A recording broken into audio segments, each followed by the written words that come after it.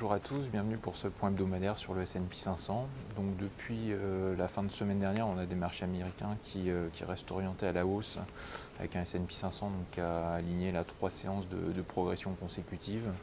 En ce début de semaine, on est autour des, des 2100 points donc sur l'indice élargi américain. Alors à mon avis, là, à très court terme, on va être sur une petite résistance dans la région des 2100-2115 points. C'est-à-dire cette zone, c'est le point haut en fait, de la mi-mars qu'avait atteint l'indice S&P donc à la mi-mars. Donc ça c'est un premier repère. On a également la borne haute d'une figure de consolidation en triangle qui coïncide donc avec cette zone de prix.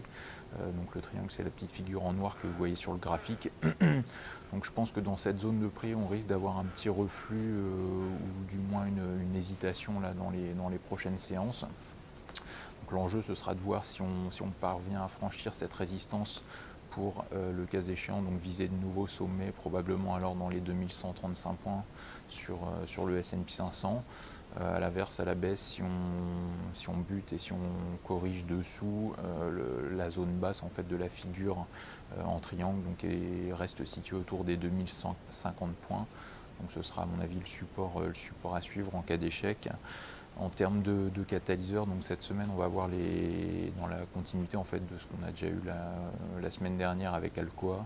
On va avoir donc la saison des trimestriels aux États-Unis. Donc on aura surtout pas mal de banques américaines qui vont être à suivre, donc notamment JP Morgan, Wells Fargo demain, également des noms comme Citi, Goldman Sachs jeudi, où on aura aussi quelques poids lourds donc comme Intel, General Electric, Johnson Johnson. Donc ça, ce sera à mon avis le gros point de focus aux États-Unis avec quelques statistiques macro également comme le Michigan en fin de semaine. Pour ce qui est de l'Europe, ce sera la BCE qui sera au programme donc mercredi, donc après-demain, avec évidemment là la question du quantitative easing, voir comment les choses évoluent et donc en conséquence à suivre les fluctuations de la parité de l'euro-dollar pour voir les impacts relatifs sur les indices américains et européens. Donc voilà, dernier point qui sera à mon avis à surveiller, donc en équivalent de ce que je vous disais au début là sur le S&P 500, ce sera la situation du VIX qui est donc retombé dans les 12,50 là vendredi soir. Donc je pense qu'on arrive sur une grosse zone dans les 10-12%, c'est la petite zone rectangulaire rose que vous voyez sur le second graphique. Donc à mon avis, voilà, ce sera l'enjeu là de cette semaine ou des prochaines séances, voir si on prend appui dans cette zone basse pour amorcer un rebond. Voilà, bonne semaine à tous et à la semaine prochaine.